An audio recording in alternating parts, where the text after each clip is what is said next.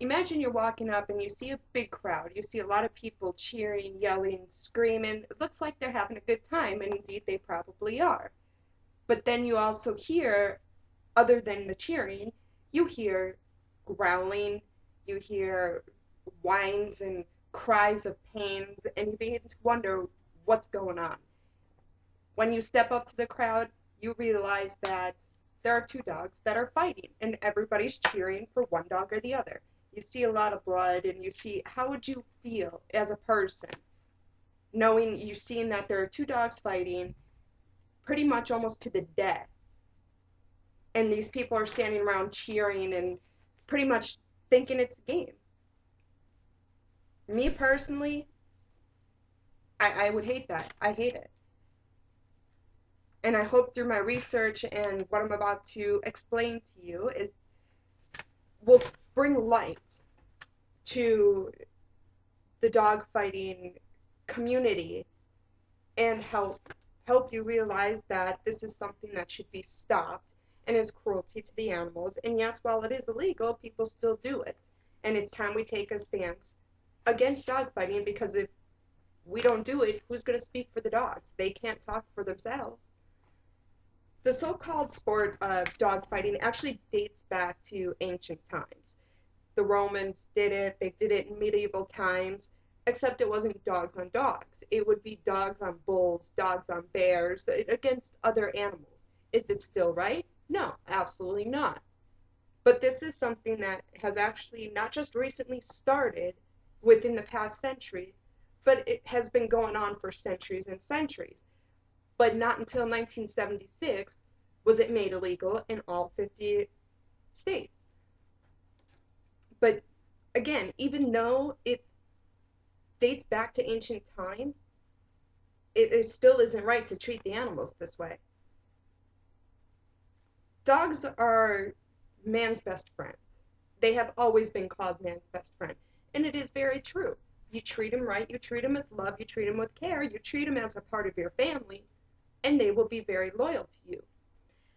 I myself own an American Staffordshire Terrier, and she certainly has proved her loyalty to me.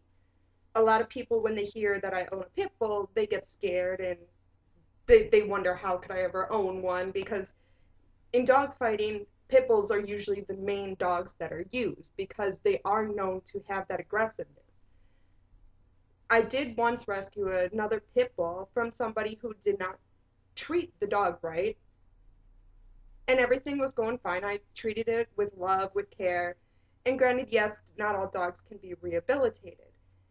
My experience from it was that basically in my story, the dog that I had rescued turned against me because she wasn't rehabilitated, and it ended up biting me, which has left me now with scars for the rest of my life.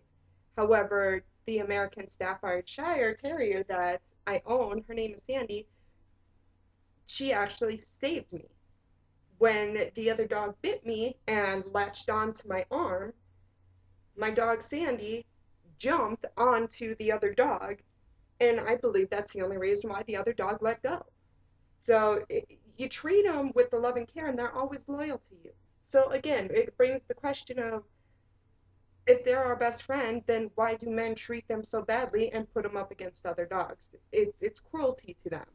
They are a part of our family. They always are. Many people, when their dogs die, they cry because they become a part of their family.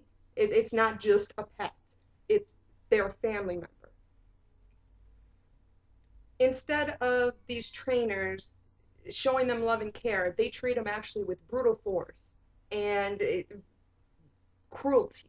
There are so many things they do to train their dogs to fight. There's techniques such as putting chains, heavy, heavy chains, around their necks to build their neck muscles up. They use bait, other dogs, smaller dogs, very weak dogs, they use them as bait. So these dogs that they're training get a taste for blood. And it's not just to learn how to fight, but they also get a taste for blood, so that way when they do put them up against another dog in a fight, that's all they want, is they pretty much want to kill the other dog. And that's what they are trying to train these dogs to do. And then once they go through all this massive amounts of training, again, with the chains, with the bait, beating them, so they become angry dogs and not nice dogs. They become angry to the point where that's all they feel is that aggression. Once the trainers feel that they're ready, then they'll put them up in a match against another dog, either of equal or sometimes even greater strength than their own dog. What's even more disturbing is not just the fact that they are cruel to the animals, but it's what happens during and after the fights that is just even more disgusting. It's even more horrendous, and it's very sad, to be honest. During these fights, these people that go to these fights actually place bets on the dogs.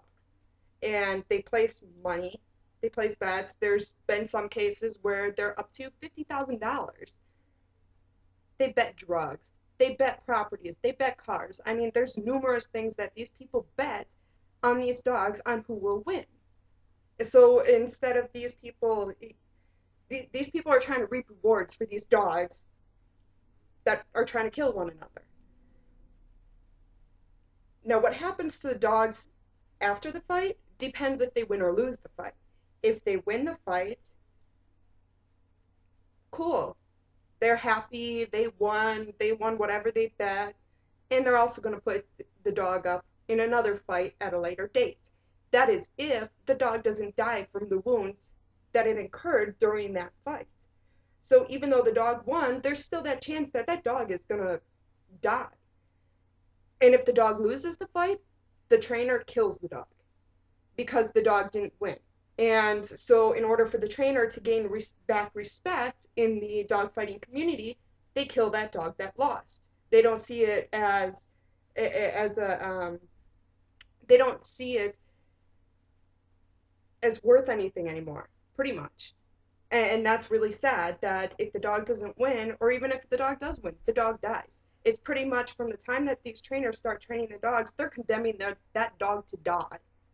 And that is actually that's very sad to hear.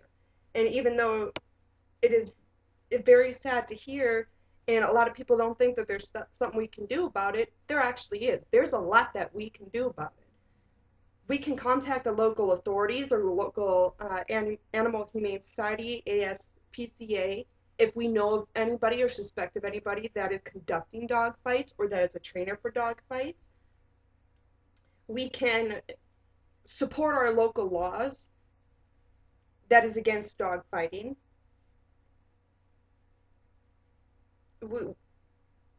We can, there are numerous things that we can do. There are many websites out there that explain what you can do. Another thing you can do is you can actually adopt a dog. Keep them away from those people that are trying to adopt dogs just to train them to be killed.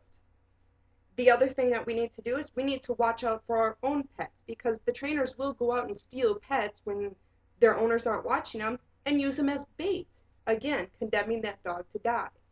So there are many things that we can do. These dogs do not have voices. They cannot speak like we humans can.